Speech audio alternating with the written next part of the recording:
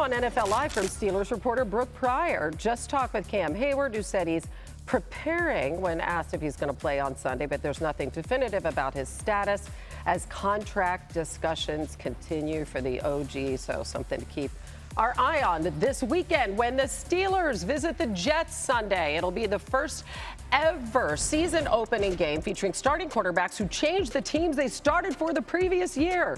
Aaron Rodgers now with Pittsburgh, of course, Justin Fields with the Jets. Rodgers downplayed coming back to MetLife Stadium, saying he's just excited for week one as he enters his 21st season in the NFL. Well, the Steelers have struggled to find a replacement for Ben Roethlisberger. The only team with fewer passing touchdowns over the last two seasons is, wait for it, the New York Giants with 30.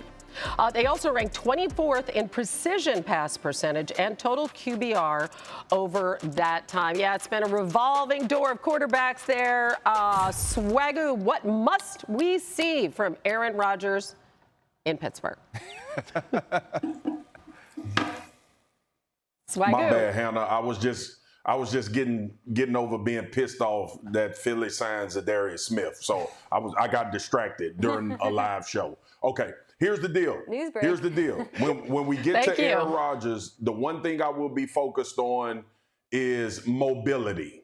Mobility for Aaron Rodgers and how much impact this run game will have. Look, Aaron Rodgers is great, and we know about his history and his career, but this is a league now where you're going to have to get off your spot and make plays outside of the box, and he was phenomenal at doing it. So that'll be something that I have my eyes on, especially with Quentin Williams creating and generating pressure in the center of the pocket on dropbacks. Will he have the ability to do this enough? I'm not saying turn back the hands of time and become the athlete that you were, but this league now, in this day and age, your quarterback is going to be uncomfortable and have to make some plays outside of his own element, and that'll be the thing I'm looking for. But again, the run game will help him tremendously be able to be the quarterback that Pittsburgh is hoping he can be. Yeah, they got to be able to run the ball. That's where the Harrison Phillips edition in New York is interesting to me. The other thing I think I'm interested in from the Jets' perspective, are they going to heat him up? Because last year, Aaron Rodgers was really bad against the blitz, 30th in QBR, 33rd in yards per attempt. And if there's one thing I know about Aaron Glenn, their new head coach, and Steve Wilks, their defensive coordinator, they love sending extra rushers. You got to think they're going to ask Sauce Gardner to man up DK Metcalf for much of this game. So I think the question is, okay, if you send pressure, can you get home? And also, can you take away the other answers like Jonnu Smith and whatnot? Because Aaron Rodgers has proven to be quite susceptible against that at this point in his career.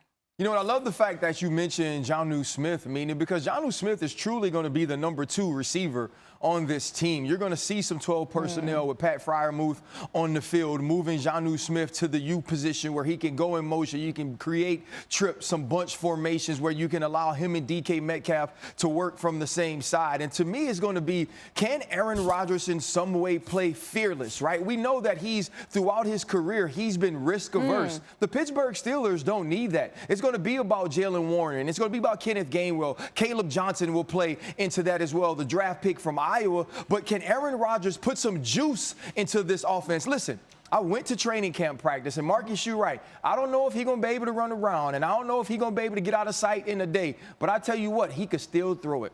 There were passes getting up on wide receivers so quickly that had been in Pittsburgh for their career. You could tell they had never seen somebody that could really throw since Ben Roethlisberger retired. And what I loved about that is Arthur Smith saying, we got to catch up. We got to get back with it. And so you think run game first, and then Aaron Rodgers pushing the football down the field to DK Metcalf and Jonnu Smith. It could get exciting with protection. Yeah, 5 touchdown passes shy, by the way, of tying Brett Favre for the fourth most in history. And it is time for our first game picks of the season. And we are all on the Steelers. Oh, you know what that means. And that's the gong, because that's our curse, the NFL Live curse. If we all pick the same team, they lose sometimes. That's going to be tough today because we are all of one mind here on a lot of this. And Swagoo broke the news moments ago. Swagoo, former Lions defensive end Darius Smith is signing a one-year deal with the Philadelphia Eagles.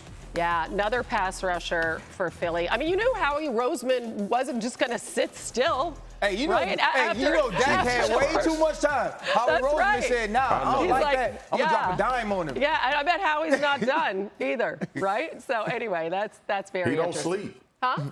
He don't sleep, man. Yeah. Howie Roseman don't sleep. And that's why he does not sleep, and it pisses me off that he stays up so much Yeah. because he always do the right thing. Well, you know what? You can just blame your Cowboys and last night for that if you want to. Swagoo.